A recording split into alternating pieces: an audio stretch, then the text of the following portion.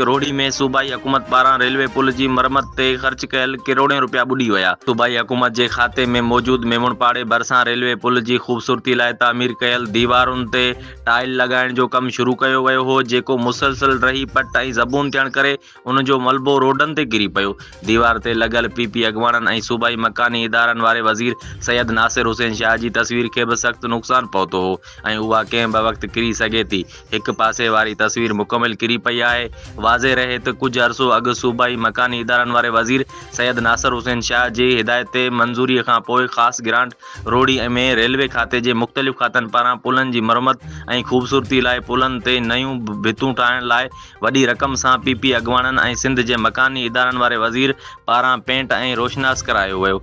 उन पुल ते सैयद नासिर हुसैन शाह जूं तस्वीरूं बि लॻल हुयूं ऐं उन्हनि पुलनि जी मरम्मत जो कमु मुकमल थियण ते मकानी इदारनि वारे सूबाई वज़ीर सैयद नासिर हुसैन शाह उन जो इफ़्तिताह पिणु कयो।